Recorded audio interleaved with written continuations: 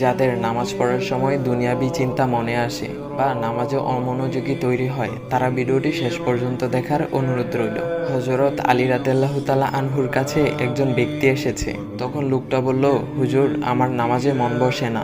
নামাজে দাঁড়ালে আমার দুনিয়াবি নানা চিন্তা আসে। হুজুর, আমার এই নামাজ কি আল্লাহ তাআলা কবুল করবেন? তখন হযরত আলী রাদিয়াল্লাহু তাআলা আনহা বলেছেন, না, তোমার নামাজ কবুল হবে না। তখন লোকটা মনে অনেক কষ্ট নিয়ে চলে যাচ্ছেন। এমন সময় রাসূল সাল্লাল্লাহু আলাইহি ওয়াসাল্লাম এসে হযরত আলী রাদিয়াল্লাহু তাআলা আনহুকে জিজ্ঞাসা করলেন, ইয়া আলী, আপনার কাছে লোকটা কেন এসেছিল?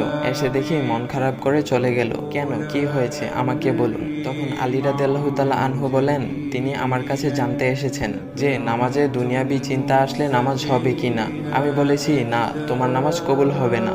রাসূল সাল্লাল্লাহু আলাইহি ওয়াসাল্লাম তখন বলেন, ইয়া আলী, আপনাকে আমি একটা চাদর উপহার দিতে চাই, তবে একটা শর্ত আছে। আলী রাদিয়াল্লাহু তাআলা আনহু খুশি হয়ে বলেন, ইয়া রাসূলুল্লাহ, কি শর্ত তা বলুন, আমি আপনার সকল শর্ত মেনে নিব। বুঝতেই তো পারছেন রাসূল সাল্লাল্লাহু আলাইহি ওয়াসাল্লামের চাদর বলে কথা। তখন রাসূল সাল্লাল্লাহু আলাইহি ওয়াসাল্লাম বললেন, ইয়া আলী, আপনি যদি এই মুহূর্তে 2 রাকাত নামাজ একনিষ্ঠভাবে পড়তে পারেন দুনিয়াবি সকল চিন্তা দূর করে, তাহলে আমি আপনাকে সেই চাদরটি উপহার দেব।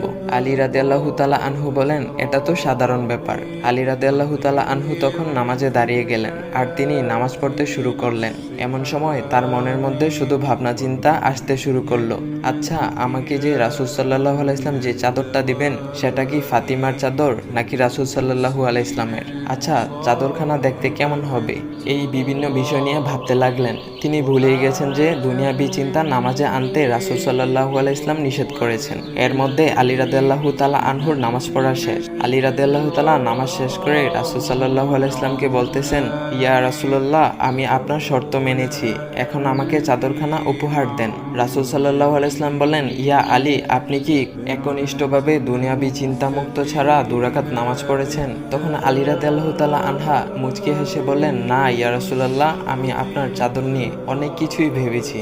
তখন রাসূল সাল্লাল্লাহু আলাইহি ওয়াসাল্লাম বলেন, ইয়া আলী, নামাজ তোমারও হয়েছে, আর তুমি যাকে নামাজ হবে না বলে ফতোয়া দিয়েছো, তার নামাজও আল্লাহ তাআলা কবুল করে নিয়েছেন। শোনো আলী, দুনিয়াবি চিন্তা দ্বারা নামাজ বাতিল হয় না, নামাজ মহান আল্লাহ তাআলা কবুল করে নেন।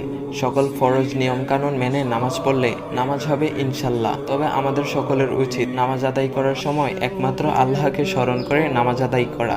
নামাজে দাঁড়ালে দুনিয়াবি চিন্তা মাথায় আসে, এটা শয়তানের একটা ফাঁদ।